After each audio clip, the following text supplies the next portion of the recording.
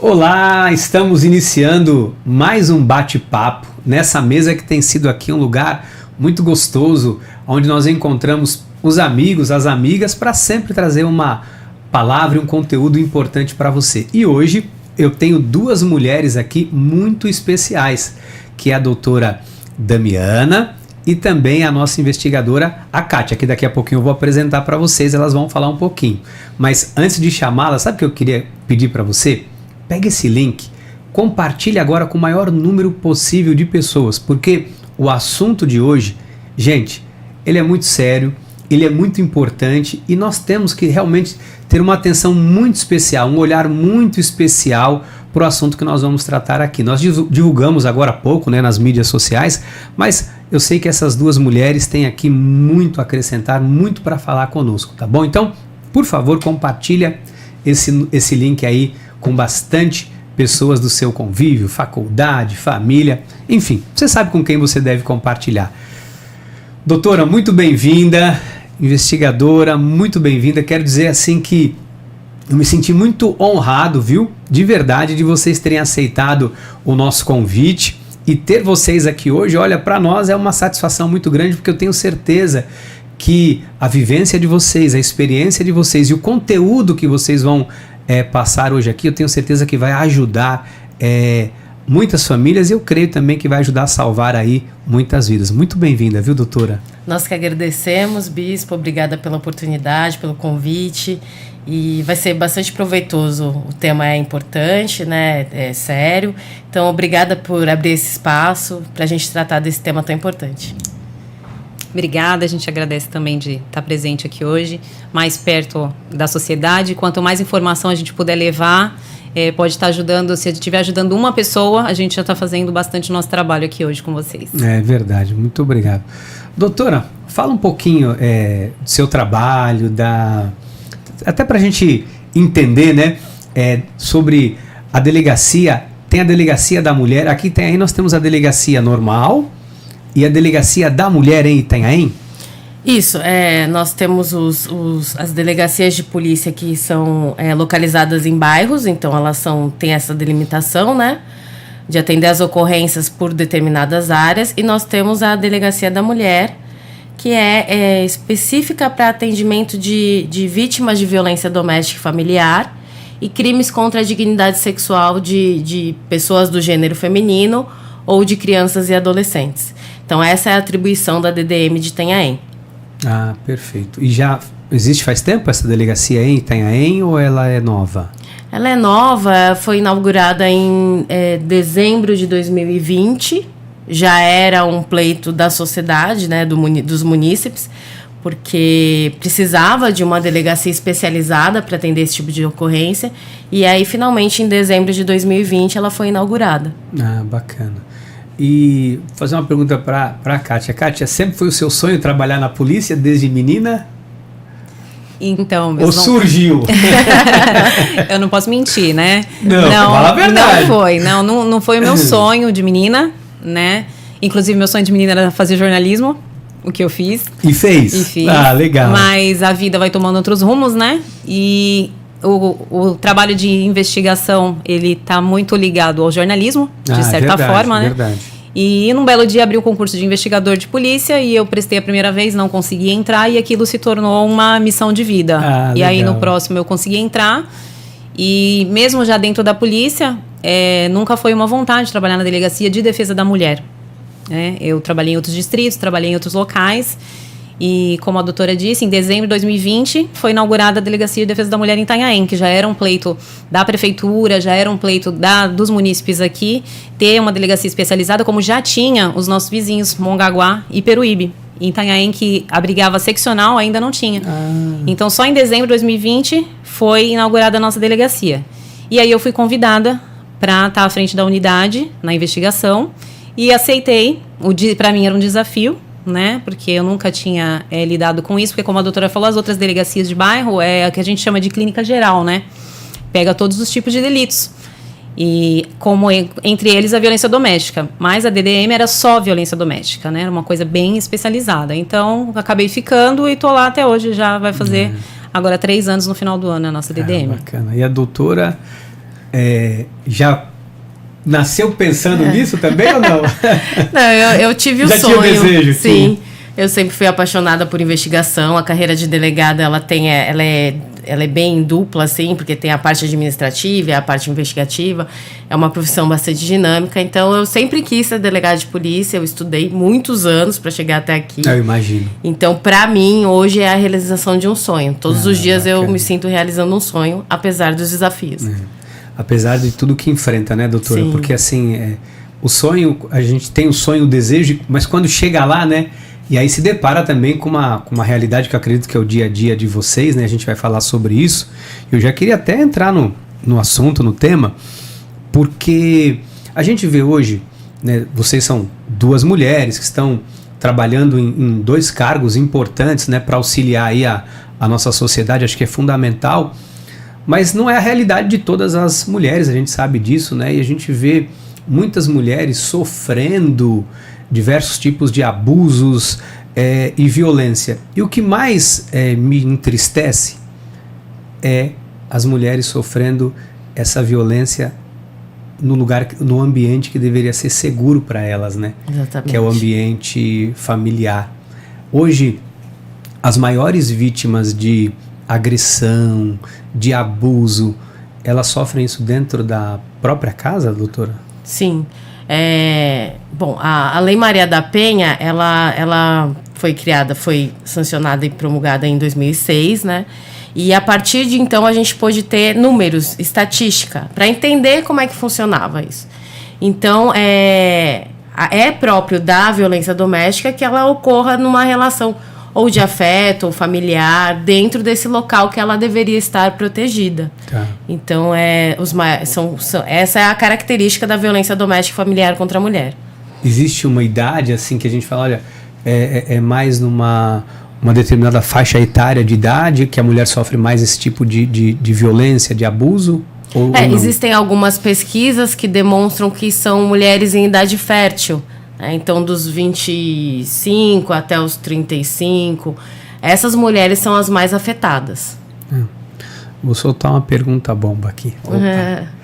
E por que, Kátia, dentro do que vocês analisam, por que as mulheres acabam aceitando tanto ou acabam ficando numa relação assim, com tanta violência, sofrendo e acabam aceitando? Isso começa, por exemplo, meu pensamento, talvez não comece no casamento, comece às vezes no próprio namoro, já dá para identificar algumas coisas. Lógico que tem gente que vai disfarçar e não percebe, mas eu acho que dá para perceber, né? Ou não? Sim, sempre dá para perceber, né?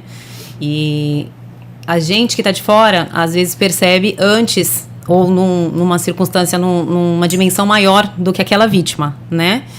Mas a gente tem trabalhado na educação das crianças e dos jovens para que elas possam cada vez perceber no início, para que isso possa ser punido e prevenido ali no futuro, né?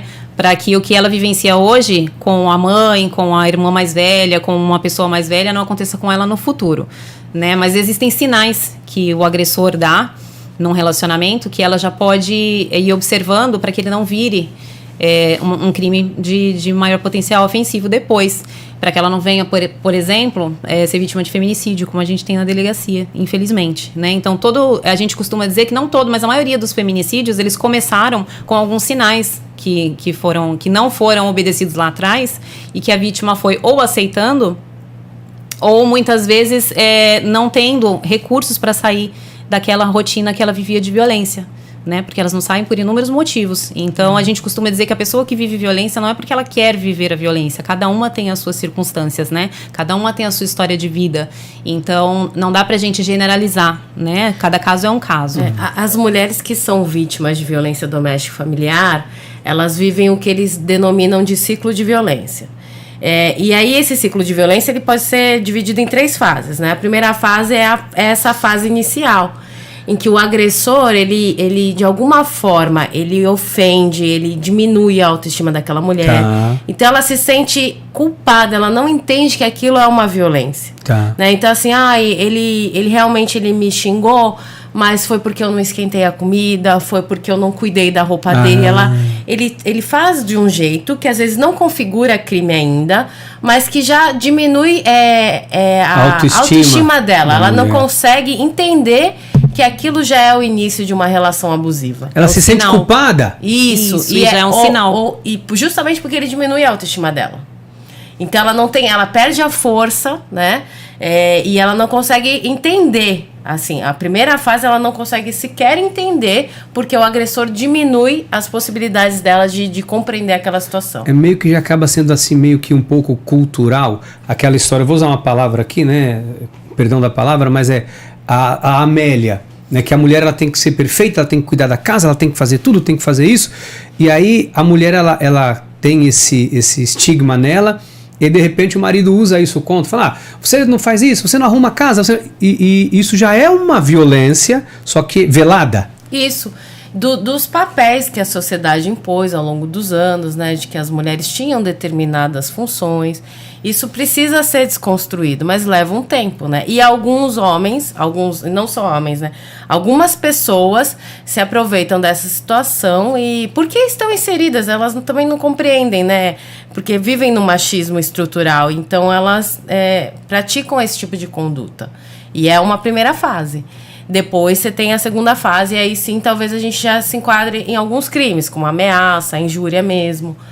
E essa violência ela vai progredindo até que ela chega a uma lesão corporal, ao feminicídio, que são crimes mais graves, né? Mas ela sempre tem um início, assim.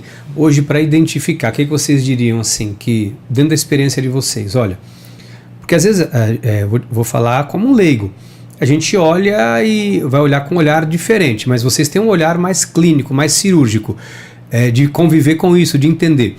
Qual seria assim, o primeiro sinal para a mulher dizer assim, opa, eu não vou aceitar isso? Porque talvez ela não teve essa base familiar, ela não teve uma instrução de mãe, ou uma vivência talvez muito boa dentro de casa, talvez o histórico da família dela era de agressão. Então, assim, qual é o alerta que a mulher tem que perceber, falar, opa, peraí, o limite é aqui, porque se eu deixar passar esse limite, a coisa vai ficar feia. Existe esse... Então, homens que são, né, controladores, muito ciumentos e que diminuem, que ofendem as mulheres, desvaloriza. Né? Mas assim, daí a importância da sociedade, da família, dos amigos, porque às vezes eles identificam e podem fazer esse alerta para a mulher, né? E o que acontece, na verdade, é que os amigos, a família, eles ficam frustrados, porque eles falam, né? Olha, sai dessa relação, e a mulher não consegue sair, e aí eles se afastam. E isso só contribui para que ela permaneça lá, porque ela vai ficando isolada. Entendi. Então, se a sociedade, os amigos, a família compreenderem que a mulher está dentro desse ciclo, que ela não consegue sozinha sair dele, e se eles puderem permanecer ali criar ajudando... Uma rede de proteção. Uma rede de proteção, rede de apoio, né? É muito importante. É o que a doutora falou, quando ele começa a denegrir a imagem dela, a diminuir ela, a fazer com que a autoestima dela fique diminuída, são os sinais que a gente fala, para que isso não se torne uma coisa mais grave. Então, o que a gente costuma dizer? Um relacionamento, ele tem que ser uma soma, é uma soma de duas vidas. Sim. Né? Então, ele não tem que estar ali para tirar alguma coisa daquela mulher, né? Ninguém tem que tirar uma coisa do outro para que eles se unam num relacionamento. Então, tem que ser uma soma. Ela, de repente... tinha certos amigos, frequentava alguns lugares onde ele não quer ir com ela, onde ele não permite que ela fale, onde ele não permite que ela vá, determinadas vestimentas que ele não permita que ela tenha. Então, são várias coisas que ele vai cerceando da vida dela e que ela vai cada vez mais aceitando, e as pessoas ao redor dela começam a observar, como a doutora falou, e começam a dizer para ela, olha, isso não tá legal, isso não é normal. E ela, tão apaixonada, envolvida naquela situação, vai permitindo uma vez, 2 vezes, 10 vezes. Então, ele vai cada vez se permitindo fazer novas exigências, e esse relacionamento vai se tornando cada vez mais abusivo. Até partir para aquele sentimento de que ele tem uma posse sobre ela. Então, todos os nossos casos de lesão corporal, eles iniciam quando o agressor tem o sentimento de posse pela mulher. E é isso que a gente Ele acha que ele é o dono. Exatamente. A gente Trata tenta a mulher como objeto. Um objeto. A gente tenta desmistificar isso. Para os jovens, principalmente. Quando eles têm uma namorada que é uma companheira para eles, que pode ser no futuro uma esposa, mas que eles não são donos delas. Né? A qualquer momento elas podem ter a liberdade de sair daquele relacionamento sem se sentir acuada, né? Sem se sentir ameaçada por isso. E geralmente quando a gente vê a pessoa já tem às vezes alguma fragilidade emocional, né? Porque o ser humano ele é complexo, né? Mas às vezes você vê uma pessoa que ela já talvez nunca encontrou ninguém que lhe desse atenção, afeto, um afago, e aí conhece alguém que assim, ela idealiza, o príncipe encantado. Esse aqui é ninguém, ou por questão de autoestima, ninguém nunca me quis, apareceu alguém que me queira, e não importa que essa pessoa tenha esse jeito. E aí as pessoas tentam minimizar, né, doutora? É o jeitinho dele. Ele é assim mesmo. Ele é ignorantão, mas ele é boa gente porque ele trabalha, ele é trabalhador. Olha, ele... Então, assim, e às vezes a pessoa mesmo não quer enxergar, né? Você falou, a família alerta, você está nesse relacionamento, cuidado. A família alerta, mas a pessoa, ela não tem essa percepção. Dentro desse ciclo tem uma dessas fases é a da lua de mel, que é quando o agressor se arrepende, faz uma série de promessas e aí eles passam por um período de calmaria, que é o período que ela acredita que ele vai mudar. Ok. E aí reinicia, começa de novo com aquelas pequenas ofensas. É por isso que é importante entender que a mulher que sofre violência doméstica e familiar, ela está dentro desse ciclo. Entendi. E a gente fornecer o apoio, incentivar, estar ali quando ela precisar. E geralmente as mulheres procuram em que momento, assim? Porque nesse primeiro momento, nulo. Acredito que não procuram.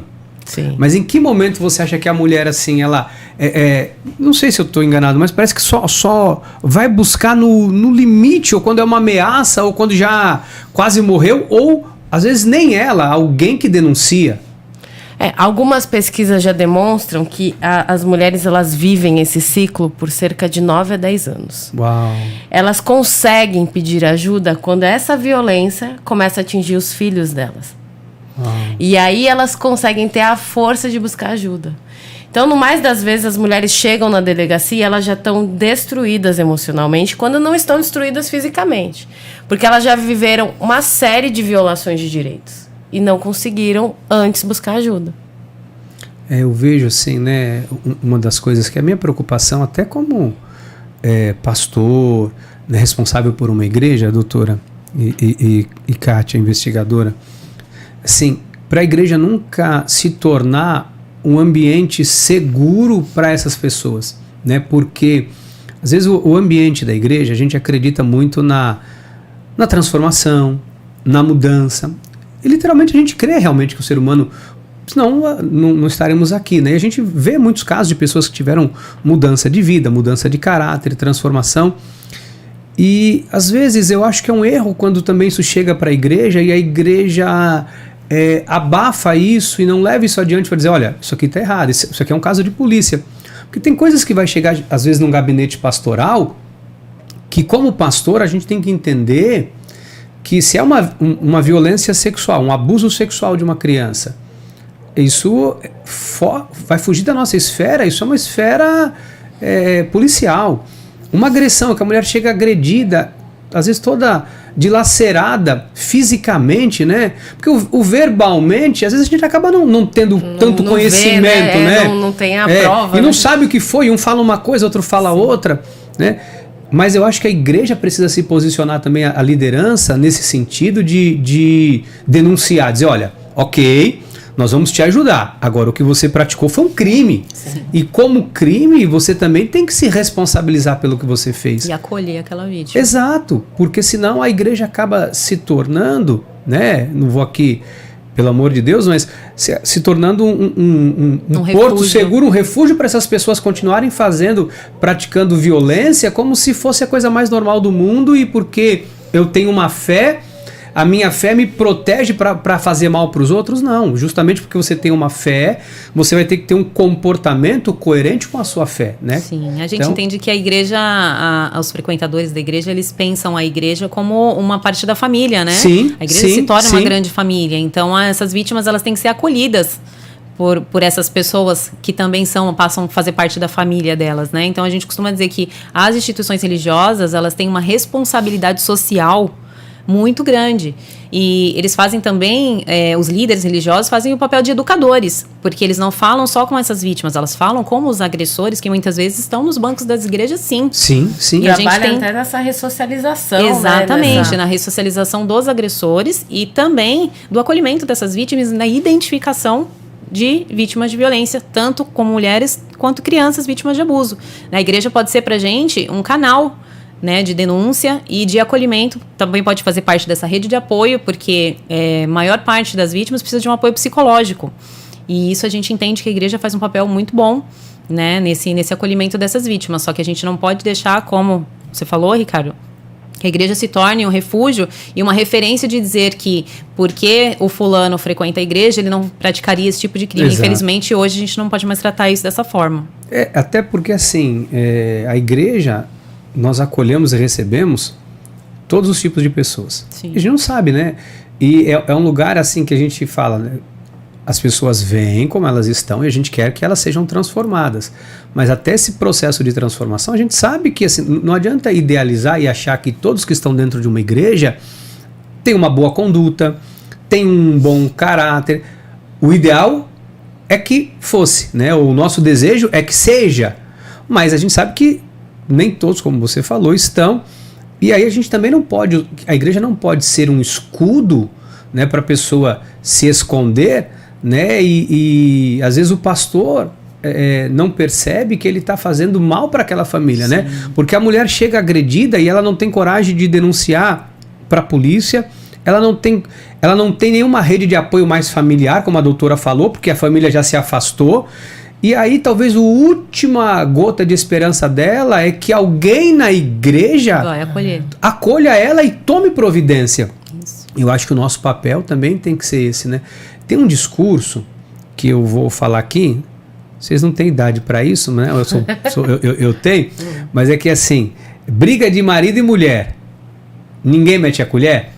Tem que meter. Mete ou não mete a colher, doutora? Agora, a ideia... E aí, doutora? Mete ou não mete a colher? É isso que a gente precisa desconstruir. Precisamos entender que a violência contra a mulher é uma violação de direitos humanos. Então, nós precisamos intervir, sim, e apoiar, e denunciar, e trabalhar para que isso chegue ao fim. Que mulheres e homens sejam, de fato, iguais. Que não exista mais essa desigualdade de gênero. É importante, né? Sim. Aconteceu uma coisa comigo assim, estava eu, a minha filha tem 15 anos e o meu filho caçula, embora não pareça, eu já tenho um filho formado, dentista, com 20 e poucos anos, e o... Não parece mesmo. Eu estava esperando essa fala de vocês. E eu tenho o meu caçula, né? Estava no carro eu e o meu caçula e a minha filha, estávamos ali no Cibratel, vindo, acho que para a igreja, não me lembro onde nós estávamos, não, pro clube, que eles iam ter um jogo, e eu me deparei com uma mulher, com uma criança no colo, e o cara batendo nela. Quando a minha filha viu, porque assim, é totalmente fora da realidade dela, e ela começou a gritar, pai, o que é aquilo? O que é aquilo, pai? Você tem que fazer alguma coisa, pai. E quando eu olhei, havia uma lanchonete assim de frente, mas de verdade, tinham 5, 6, 7 homens. Ninguém fez nada. Eu virei o meu carro, voltei, encostei o meu carro, abri o vidro gritando, falei, que é isso, é louco? Vou chamar a polícia. Comecei a gritar, aí um cara enorme se assustou, e a mulher com a criança, mas assim, uma criança de 8, 9 meses no colo, ela saiu correndo, e aí o cara falou, não, tá tudo de boa. Eu falei, não, tá de boa não, vou chamar a polícia pra você. Aí saí, tentei achar uma viatura, não consegui, e sabia que se eu ligasse não ia até chegar uma viatura. Mas assim, o que me chocou, doutora, foi que assim, havia uns 6, 7 homens do outro lado da rua, ninguém fez nada. Sim. Assim, eu até tenho aqui várias pessoas assim, uma hora dessa, eu como homem, acima de tudo, como um pai de família, no mínimo, o que eu fiz, mas o mínimo era proteger aquela mulher. Socorrer, né? A mulher, a criança. Então, assim, aí a gente vive hoje uma sociedade que está normatizando algumas coisas. Sim. Como se, é a vida deles. Eu quero que vocês falem, porque parece assim, se ela tolera esse tipo de coisa é porque vulgarmente, né, que se falava no passado, é a mulher de malandro, a mulher que aceita. Mas não é isso, né? Não, exatamente, como voltamos a falar do ciclo, né? A mulher, precisa desconstruir esses papéis estereotipados que foram criados na sociedade. Então, todos precisamos entender que a mulher não pode mais sofrer esse tipo de violência. Então, a gente tem que denunciar, tem que ir lá ajudar. É uma situação complicada porque, como você falou, que aconteceu essa situação quando você estava com seus filhos na rua. Quantas pessoas metem a colher? Quantas pessoas presenciam esse tipo de violência, outros tipos de violência, e metem a colher de verdade, né? Então, a gente recebe na delegacia, diariamente, terceiros que não são envolvidos naquela violência, mas que vão até lá para denunciar. Ou pelos nossos canais de denúncia, que são muitos hoje, né? Tem ampliado cada vez mais. A gente tem o próprio canal da delegacia para ir denunciar. A gente tem o 181, que é o Disque Denúncia, o 90 da Polícia Militar para atendimentos emergenciais, 153 aqui da Guarda Municipal, aqui de Itanhaém, que hoje em dia é muito atuante. O pessoal da nossa Guarda Municipal. Esses são os caminhos hoje para uma denúncia. Isso, o pessoal da nossa Guarda Municipal tem atendido muitas ocorrências de violência doméstica ultimamente. E o Disque 100, que é o mais usado hoje em dia, que, como a doutora falou, violência doméstica é um crime de violações de direitos humanos. Então, o Disque 100 foi criado pelo governo federal para atendimento dessas denúncias. E esse canal, exclusivamente, ele vem muito denúncia de terceiros. Então, são pessoas que são vizinhos, são professores, são amigos, são parentes que não estão relacionados com aquela violência, mas de alguma forma tomaram conhecimento. Então, para ajudar aquela pessoa, eles fazem essa denúncia de forma anônima, pelo Disque 100, seja por telefone, pelo WhatsApp, pela internet. E essa denúncia chega na delegacia para nós. Aí nosso setor de investigação vai nas residências apurar essas denúncias. Então, essa pessoa que meteu a colher, ela deu o primeiro passo. Mas às vezes em casa não há negativa quando chega lá? Exatamente, Ricardo. Então, o que acontece? Abriu-se o canal.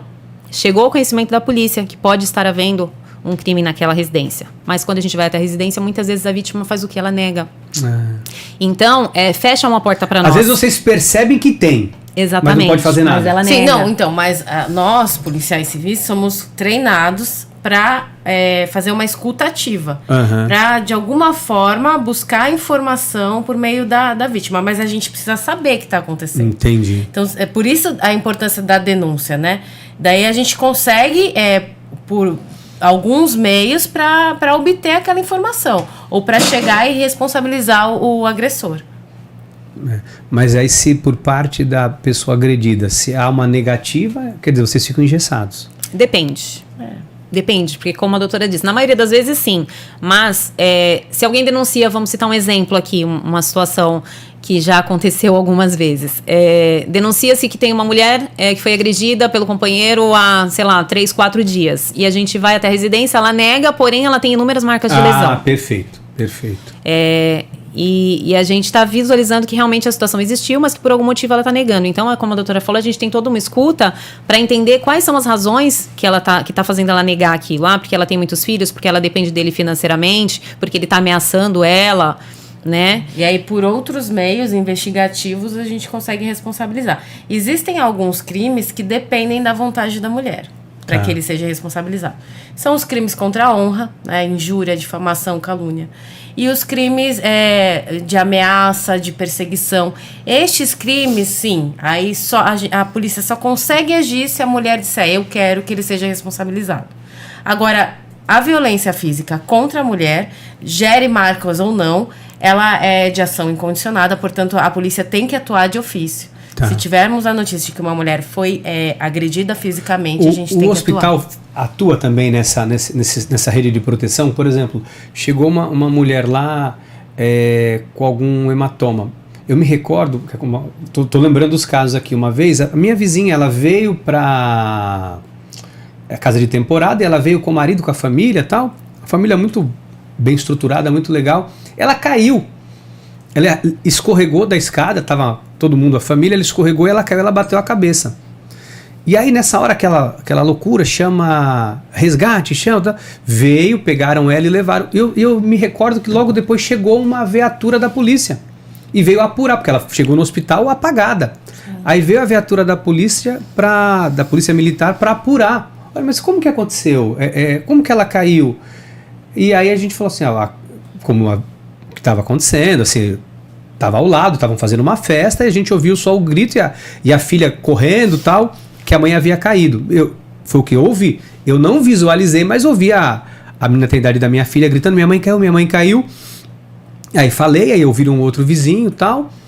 Então, provavelmente no hospital aconteceu alguma coisa? Então, como existem alguns casos, né? Como quando a mulher é agredida, qualquer pessoa pode denunciar.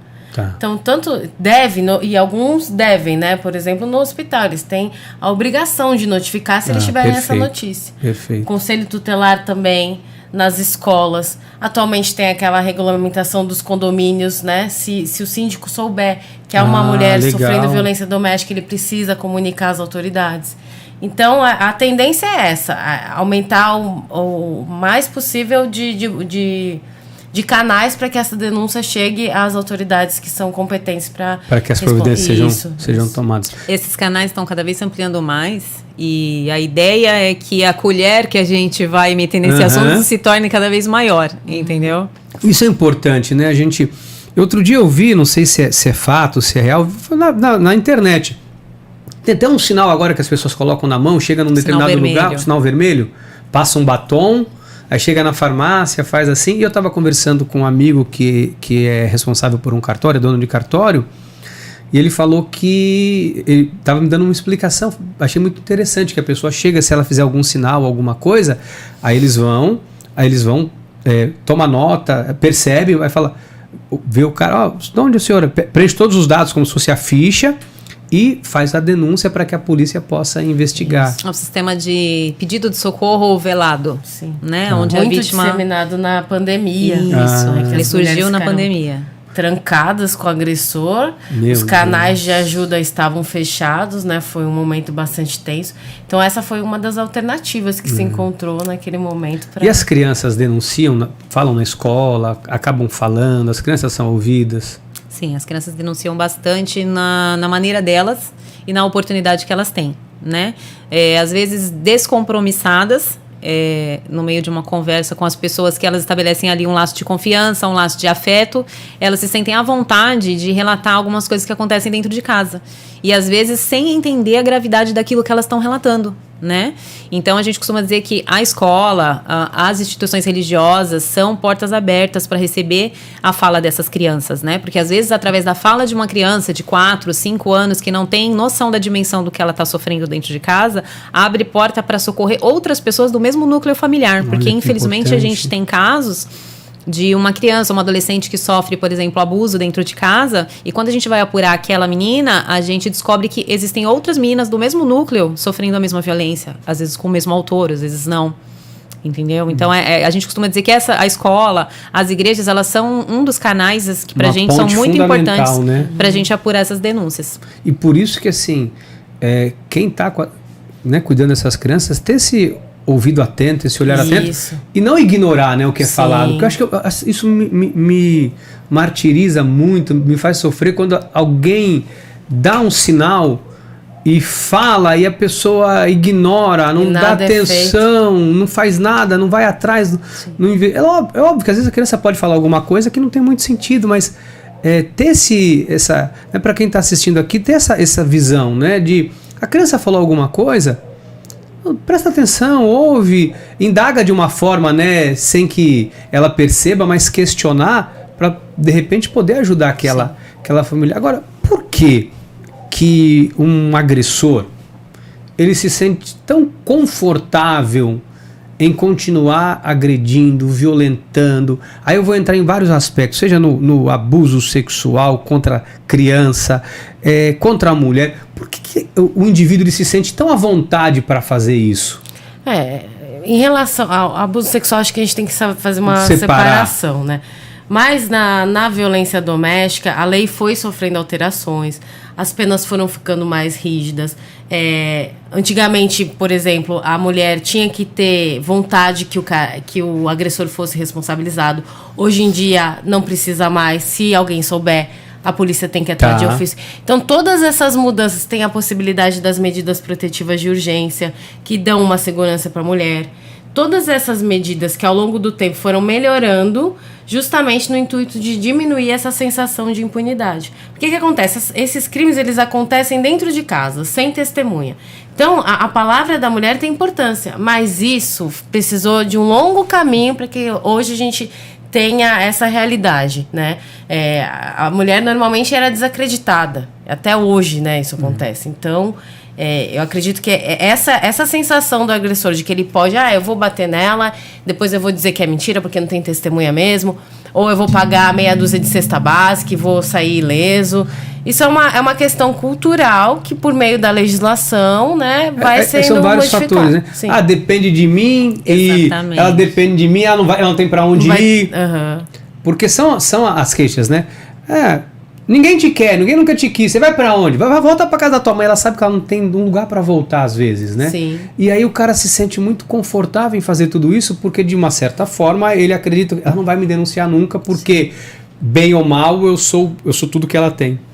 E quando ela denuncia, muitas vezes ele desacredita, como a doutora falou, que realmente ele vai ser punido criminalmente por aquilo. A gente já recebeu vários casos de que, já detido, os autores, eles simplesmente perguntam pra gente, mas eu vou ser preso porque eu bati na minha mulher? Uau! Só porque eu bati nela? Só porque eu bati na minha mulher? Ele enfatiza, então, né? Aquele sentimento de posse que a gente falou lá atrás, ele só se reitera, né? Um sentimento de que é o objeto dele e ele faz o que ele bem quiser e ninguém tem que se meter. Entendeu? Então eles ainda desacreditam. Ainda existe essa parcela de homens que desacreditam que ele vai ser punido por conta de bater na mulher dele. Sim. Entendeu? E de homens que, inclusive, violentam sexualmente suas esposas, namoradas, porque entendem que aquilo é possível, é uma obrigação da mulher. Hoje a mulher tem liberdade de dizer não. De dizer não, e isso tem que ser respeitado, sob pena de configurar crime. Porque aí ele pensa, é minha esposa, é minha mulher, ela tem que submeter ao que eu quero, e isso também é uma violência. Sim, aquela questão de tratar a mulher como um objeto, não como mas aí eu penso, doutora, que acho que a própria mulher, ela acaba não tendo essa consciência, né? Precisaria ter um trabalho de conscientização. Acho que assim, já desde muito cedo, eu sei que no nosso país está tudo muito difícil, a nossa realidade, né? A gente às vezes está lutando para uma criança ter um pão para comer. Às vezes algumas coisas que a gente fala parece meio poético, até fora da realidade.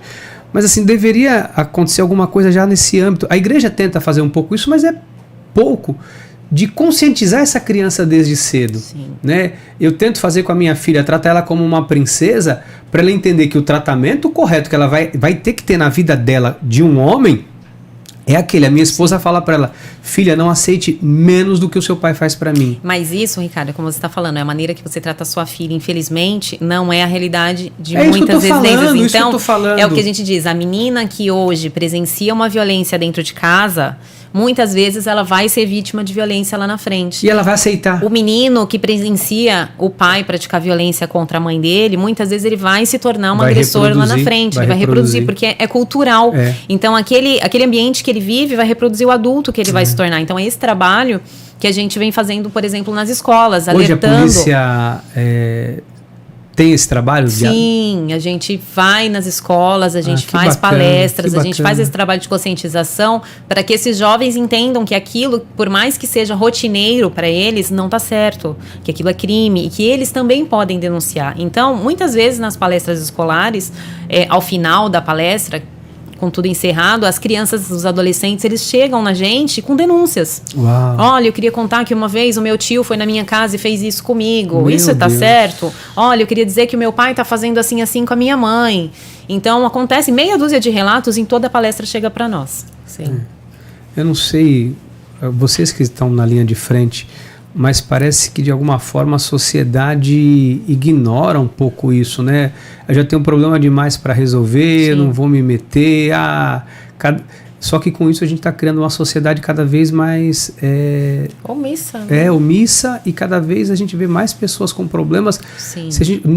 Essa nossa geração, tantas pessoas com problemas emocionais, são sequelas de várias gerações aí do que passaram dentro de casa, e isso está sendo reproduzido a todo momento. A gente costuma dizer, são famílias doentes, né? São famílias doentes que precisa se checar onde que está aquele agressor e punir ele da forma que ele deve ser punido para restabelecer aquela família, para que ela não cresça, não se reproduzindo aquela violência, né? Porque é como tem falado nas últimas... multiplicador, né? Isso, como tem falado nas últimas campanhas. A criança que cresce com a violência cresce com a criança, né?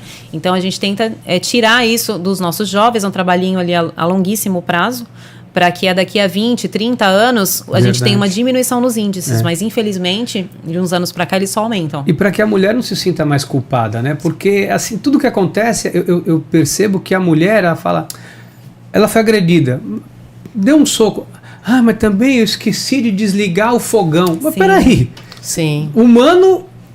qualquer ser humano vai esquecer. Não, foi porque é porque ele gosta das coisas daquele jeito, eu mexi no... Sim. São coisas que eu já ouvi na minha vida que me choca. Não, porque ele não gosta que mexe no celular dele. E uma coisa importante... E a mulher acha que a justificativa dela ser agredida porque ela mexeu no celular... Isso. É porque o homem faz aquilo parecer que é normal. E a sociedade também parece que já protege isso. Sim. E ela se sente culpada. O que é importante a gente dizer também é que o que mudou de antigamente para cá, a violência doméstica ela só era, lá no início, denunciada nas classes sociais mais vulneráveis. Hoje em dia a gente diz que a violência doméstica ela não tem classe social. É mesmo? Ela não tem classe social. Às vezes a gente tem a noção errada, né? Inclusive na mídia, hoje em dia, uma repercussão muito maior de casos de famosos, de pessoas de situação financeira elevada, que cada vez mais vem crescendo. Não é só na periferia. Não é só na periferia, né? O que antes a gente tinha... É óbvio que a estatística vai aumentar na periferia, até por questões patrimoniais. Sim, a gente percebe muito isso. Mas hoje em dia, a mulher numa classe social mais favorecida, ela está denunciando mais. Ela não está mais permitindo algumas coisas dentro de casa. Então, a gente percebe até na mídia, né? Tem repercutido muito mais esses casos. Mas, às vezes, também, eu acho que tudo... Estou jogando aqui para vocês vão falando, né? Que vocês têm as informações. Também, algumas mulheres têm mais a perder, entre aspas, se denunciar, pelo padrão de vida que leva, pelo que o marido... fornece, proporciona e acaba também acatando, aceitando, como aquela que vive uma vida precária, não tem para onde ir. Ocorre isso também da mulher que ela tem uma estabilidade financeira, ela não quer perder aquilo, porque ela fala, vou sair dessa relação e como que vai ficar a minha vida? Ou não? Eu já acho ou já não tem isso? Eu não acho que seja isso, eu acho que é muito a questão da dependência talvez emocional. De ela se sentir, dela sentir vergonha de expor aquela situação. Que ela passa por aquilo. E de outro lado, também entendo assim, nós somos mulheres que tivemos acesso à informação. E tem muitas mulheres que não têm. É verdade. Então tem muitas mulheres que sequer conhecem os direitos que elas têm, que sequer compreendem que aquela situação é criminosa. Então, aí, de novo, o papel da sociedade de levar a informação para essas pessoas que não têm esse acesso. Né? Isso é muito importante. Assim, porque a pergunta a gente vê no Brasil, doutora, tanta impunidade, né? Vamos ser piegas aqui, a gente vê, poxa, não deveria ser assim. Quando eu falo de impunidade, às vezes o indivíduo vai lá, faz, como, né, a Kátia falou, ele acha que ele vai dar uma cesta básica e ele vai sair pela porta da frente. Hoje, assim, no caso desse de agressão, o indivíduo vai preso mesmo, ele fica preso, para que essas pessoas saibam assim, não, se você denunciou, você vai ter segurança, porque a mulher tem medo, às vezes, do marido vir e matar ela depois, matar os filhos. Sim. Veja bem, Ricardo, a Polícia Civil ela trabalha com a Polícia né? Judiciária, que instrui o Poder Judiciário que, né, realmente sentencia ali esse autor. Mas a gente precisa de duas coisas, a autoria e a materialidade. Uhum. Então, é uma porção de coisas num inquérito policial para poder levar ao mandado de prisão daquele autor, quando ele não é preso em flagrante, tá? Nas prisões em flagrante, agrediu a mulher, ameaçou a mulher, a gente tem muitos casos de prisão em flagrante de ameaça. Uhum. Por exemplo, mas eu nem encostei nela. Eu falei que ia matar ela. Tá. Vai preso em flagrante. Com testemunhas, pode provar essa ameaça, vai ser preso em flagrante, tá? A gente tem muita prisão em flagrante desse tipo. Mas prisão por uma lesão que já ocorreu, se ela tem um laudo de corpo de delito, comprovando aquelas lesões, se ela tem, por exemplo, testemunha, às vezes não, a palavra da vítima também é muito importante para nós. Então, várias coisas... alimentam aquele inquérito para depois ele combinar num mandado de prisão que sim é cumprido. Então nós temos muita prisão. As vítimas chegam à delegacia e falam, tem testemunha? Tem, só que eles não vão querer se meter. Olha isso. Gente, isso. Então, se toda a sociedade entender que também contribui na punição do agressor, isso talvez mude. Mas aí, aquele aspecto, né, doutora, cultural. Não vou me meter, não vou me comprometer. Ninguém quer se comprometer. Exatamente. A omissão da sociedade. Sim. E a gente vê também aí, saindo um pouco dessa esfera, que a mulher não é só... Além desse, tem outros tipos de violências que a mulher sofre o tempo todo, né? E que, assim, parece que a sociedade normatizou, né? O cara mexer com a mulher, a mulher fala não, mas ele... Porque aquela mentalidade do tempo da Idade da Pedra, né? Que pega pelo cabelo, eu não quero, não, mas vem aqui, até eu forçar, você vai querer. Sim. Também tem, não só doméstica, tem outro tipo de violência, sim, né? Sim. De assédio, o assédio sexual, moral, que também a mulher continua sofrendo da mesma forma. Justamente porque não é vista como um sujeito de direitos, mas como um objeto. Então, os agressores pensam que podem invadir o espaço da mulher, que ela não tem opinião. E aí esses crimes acontecem. E aí a gente vê falando, por também olha a roupa que ela usou. E olha, uma outra coisa, às vezes de outras mulheres, né? Sim. Que às vezes assim, parece que a mulher, ela acaba não protegendo a outra mulher. Porque a gente foi educada dessa maneira, né? Sim. A gente vive numa sociedade que é o tal do machismo estrutural. Nós somos criadas a ter esse tipo de pensamento. E embora a gente tenha esse pensamento, a gente fala que, embora a gente ouça que é um mimimi, não é um mimimi. É difícil ser mulher nesse país. Porque é difícil você ser mulher enquanto você é criança. Porque, óbvio que os abusos também ocorrem com meninos, mas a maioria assustadora ocorre com meninas. Né? Aí a mulher cresce, ela vai na feira, ela escuta graça, ela pega um Uber, já é arriscado acontecer alguma coisa dentro do Uber, ela vai no mercado, alguém passa a mão nela, e o que a gente está contando não são hipóteses, são coisas que viraram boletim de ocorrência. Se ela é bonita, ela recebe um elogio, mas com uma característica maliciosa, sexual, né? Maliciosa, né? Então, ela nunca está completamente à vontade. Entendeu? Aí, ou depois de tudo isso que ela pode ou não ter sofrido na rua, ela chega em casa depois de um dia de trabalho e o marido grita com ela, é ofensivo com ela. Então, é difícil, sim, ser mulher nesse país ainda, embora a gente tenha muitas conquistas. Então, quando falam, vocês estão de mimimi, quem fala isso é porque não é mulher. E assim, é diferente a visão de uma delegada e uma investigadora na questão de empatia. Eu não quero comprometer vocês, hein? Mas de um delegado e de um investigador, assim, por exemplo, se o cara chega na delegacia lá com eu sei que é óbvio que tem a ética, o profissional é o profissional. Sim. Mas assim, na hora de ouvir, né, uma mulher falando da agressão, a cabeça feminina nesse momento, ela tem uma visão um pouco diferente da masculina, mesmo exercendo a mesma profissão? Acho que é uma questão de a gente ser mulher, a gente compreende melhor. Mas, assim, de verdade, o que precisa é ter uma escuta ativa e empática, sem julgamentos.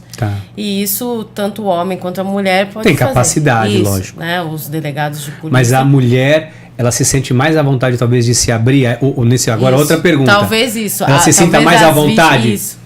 As vítimas talvez se sintam mais à vontade para relatar o que acontece por uma identificação ali, né, na momentânea. Com o mesmo sexo e até porque os nossos colegas, pelo menos aqui na cidade, né, todo mundo trabalha muito bem, né, todo mundo é treinado e capacitado para atender todos os tipos de ocorrência, né, mas não é à toa que a portaria que instituiu as Delegacias de Defesa da Mulher, ela diz que sejam atendidas preferencialmente por profissionais, por policiais mulheres, né? Bacana. Então, elas têm que ser presididas, as Delegacias de Defesa da Mulher, por delegadas mulheres, né? A menos que não tenham mulheres, na falta delas, aí pode ser um homem.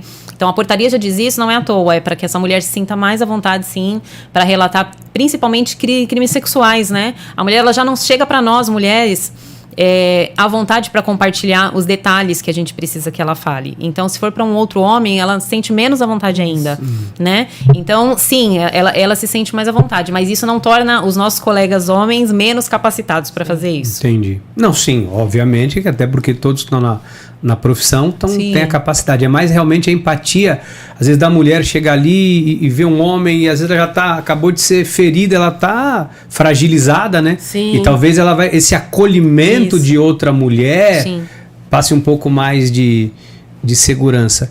E dentro do que eu estava falando, né, assim, como que também a mulher identifica isso? Porque às vezes o indivíduo fala de forma velada, faz alguma coisa, mas eu só falei isso, eu só fiz uma brincadeira, não, ou distorce, né? Fala, eu fiz uma brincadeira, você está levando para outro lado, o que é isso? Não foi isso que eu quis dizer. Não foi isso que eu quis dizer. Então assim, só que a mulher acaba sofrendo é configurado um abuso sexual, é um abuso verbal? Como que funciona isso? Como que a gente pode identificar? Legislativamente falando. Então, tudo depende do teor. Do que foi falado. Né? Quando chega uma coisa para nós, o que a gente faz? A gente vai passar para autoridade policial, né? Doutora, ele falou assim, assim, assim. A doutora vai perguntar, mas o que ele falou exatamente? Porque é no teor que vai estar a natureza criminal. Teve um cunho sexual? Teve um cunho ofensivo, teve um cunho racista. A gente tem todos esses parâmetros, entendeu? Para serem analisados, para que daí ela fundamente uma natureza. Sim. É porque imagina uma mulher, ela tá lá no trabalho dela, né? Uma aparência bonita, tal, vai trabalhar bem arrumada, feliz da vida que tá trabalhando, e de repente o colega de trabalho começa a fazer uma graça. Aí assim, às vezes ela vai rir, ou de nervoso, ou de que não sabe nem como reagir. Sim. Porque a cabeça do homem vai... me deu bola, eu vou tentar. E assim, em que ponto essa mulher precisa se posicionar? Em que momento assim? Porque eu também sei... Volto a dizer, ela fica insegura, porque o indivíduo fala, não foi isso que eu quis dizer. Então a mulher, ela está numa situação delicada, mas como que ela se protege disso? Se ela se sentir desrespeitada, acho que é o momento de já falar. Tá. Eu não gostei, eu não devo ser tratada dessa maneira. Se você continuar, eu vou adotar as providências que me competirem. Que são cabíveis. Então, o homem tem que entender que ele não pode tocar no corpo da mulher sem a permissão dela. Sem a permissão dela, lógico. Muito menos se ele tiver fins libidinosos, né? De satisfação sexual. Nesses casos, porque daí nesses casos configura o crime. Exato. Então, precisa haver essa relação respeitosa. Como existe entre os homens, entre as mulheres. Isso é importante demais a gente falar, né? Porque as pessoas estão normatizando, não estão normatizando, isso veio de forma muito velada durante muitos anos, né? Aquela questão que o homem, que não existe mais hoje, né? Mas é o crime de honra. Ele podia matar a mulher, podia mesmo, era tipo... Não sei como é que era no passado, mas o filme só fala, né? Era justificável. Era justificável. Poder matar, ninguém pode matar ninguém, né? Legítima defesa da honra, né? Dos homens que eram traídos e se achavam no direito de tirar a vida. Isso existiu. Culturalmente, sim. Mas sempre foi crime. Ele podia trair, mas ele não podia ser traído. Tinha um personagem do José Wilker que ele tratava a mulher assim, né? Falava... coisas bem... E se tornou um negócio, todo mundo brincava, tá na internet, todo mundo brinca, todo mundo zoava, mas não imagina que aquilo também é a forma de opressão que as mulheres viviam. Sim, né? Que gerou essa desigualdade de gênero. A Lei Maria da Penha é só um dos instrumentos para combater a desigualdade de gênero. Que é essa questão de homens e mulheres serem tratados de maneiras diferentes. Mas homens e mulheres são seres humanos. Iguais, os mesmos direitos. E podem, né? E devem ser tratados de forma igualitária. E uma traição não justifica uma agressão. Exato. Então, a gente tem também alguns casos no calor da emoção, descobre-se uma traição, parte-se para uma agressão que vai parar na prisão. A gente faz esse poeminha lá na delegacia. É um poeminha triste, porque naquela descoberta da forte emoção ali, ele tomou uma atitude que ele não pensou nas consequências e, no final, o maior prejudicado é ele. Que foi prejudicado 2 vezes, mas assim, não é justificável. Não é justificável. Porque a atitude dele não... Porque o que ela fez moralmente pode estar errado. O que ela fez não é crime, mas não é crime. Ele faz é crime. Exatamente. Claro. Então, o que ela faz moralmente não justifica o que ele fez, que é crime. Daí a importância de sair da relação. E agora, uma outra coisa que a gente ouve muito também, vou perguntar para vocês, né? Porque vocês devem ter isso aí, talvez, não vou dizer o dia todo, mas constantemente. Eu bati, que é a mesma coisa, porque ela me bateu. Ela me deu um tapa, eu revidei. É crime. Sim. Né? Da mesma forma. Sim. De ambas as partes. Aí entra de ambas as partes? Sim. O que acontece assim, que a Mas mulher... a pena maior é para quem? Né? Nesse caso, é para o homem ou para a mulher ou é igual? Há uma presunção da lei de que a mulher é vulnerável. Vulnerável, tá. Tem, portanto, isso é importante ficar claro, né? Menos condições de se defender e vai sofrer mais drasticamente as consequências daquele violência. evento. Mas assim, mas ambos estão praticando, né? Se eles se agrediram mutuamente, se ambos se provocaram, então aí nesse caso ambos são criminosos. É que daí é um crime que depende da vontade de ambos. Porque as pessoas acabam, o homem, né, acaba justificando. Mas porque ela me bateu também, me agrediu, e aí na hora da raiva eu perdi a cabeça. Quer dizer, na hora da raiva abre a porta, sai, né? Eu sei que falar que tudo na mesa é mais fácil, né? E assim, mas a realidade de cada família, cada um sabe como tem vivido, né? Ricardo, existem relacionamentos que são, como a gente falou, doentes, né? Sim. Porque existem casos de homens que vão presos porque às vezes deram um tapa, um soco na mulher, e lá na cela, quando a gente vai fazer o interrogatório, eles dizem assim, mas em outras 2 oportunidades ela já me deu 3 facadas e eu nunca fiz BO. Meu Deus. Sinto muito. Hoje você deu um soco nela e você vai ficar preso. Entendeu? Então, são relacionamentos doentes. Então, na primeira oportunidade de agressão ou de um sinal de agressão, sair desse relacionamento. Né? Existem outras pessoas, existem outros relacionamentos, mas a pessoa tem que buscar uma ajuda para sair dessa situação. Não permanecer ali. Porque na violência doméstica é isso, começa com um tapa, mas essa agressão, como ele já deu um tapa, a próxima vez ele vai dar 2, e assim, e vai havendo uma evolução dessa violência, até o momento que pode chegar no feminicídio. Por isso precisa ser evitado tanto quanto possível, né? Desde o início. E hoje, no caso de violência doméstica, o maior caso de violência doméstica é contra a matriarca da família, a mãe, ou acaba também tendo essa violência doméstica contra a filha? Tem alguns dados sobre isso? Na verdade, assim, é praticado contra a mulher por ela ser mulher. Tá. Aí há uma presunção da lei de que quando é praticado dentro da casa, numa relação afetiva ou familiar, foi praticado por esse motivo. Tá. Então é um desprezo da condição de mulher. Tá. É isso que precisa. Por isso que o agressor pode ser uma mulher.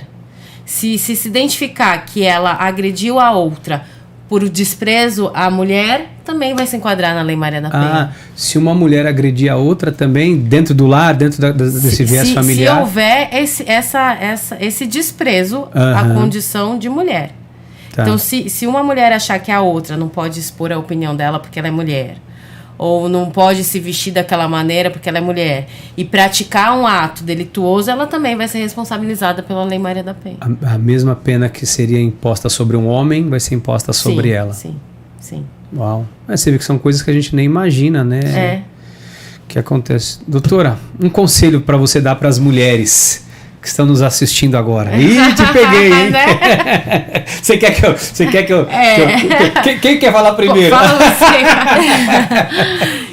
Que as das mulheres que sofrem violência ou todas as mulheres? Todas as mulheres. Todas as mulheres. Vou deixar pra violência pra doutora ficar pensando. Que elas sempre se valorizem, que elas sempre entendam as princesas que elas são, né? Verdade. Então, como você falou que você trata a sua filha como uma princesa para que ela não aceite menos do que isso, nenhuma mulher tem que aceitar menos do que isso, tá?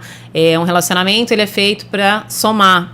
A partir do momento que ele não está somando, existem outras pessoas, outros relacionamentos. Busquem sempre a felicidade. né? A felicidade, ela nunca é completa, mas a gente tem que estar sempre no caminho buscando aquela felicidade. Se o relacionamento está doente e ele tem conserto de um outro motivo, é uma coisa. Todo mundo tem problemas no relacionamento, todo mundo briga, todo mundo se desentende. A partir do momento que isso gerou uma violência e já pode ser tratado como crime, não tem final feliz. Não tem final feliz. Então, as mulheres, elas não têm que ter medo de sair daquela situação. Elas têm que ter coragem de denunciar e de sair daquela situação para ter um final feliz depois. Mas dentro desse círculo de violência, desse ciclo que ela vive, não tem final feliz. Infelizmente, a gente não vê. Eu desejo coragem, desejo que as mulheres continuem firmes nessa luta para a gente buscar a igualdade de gênero. E porque não é fácil, todos os dias a gente vive batalhas e mais batalhas, não só no serviço, mas dentro de casa. Então, toda mulher sabe como é difícil ser mulher.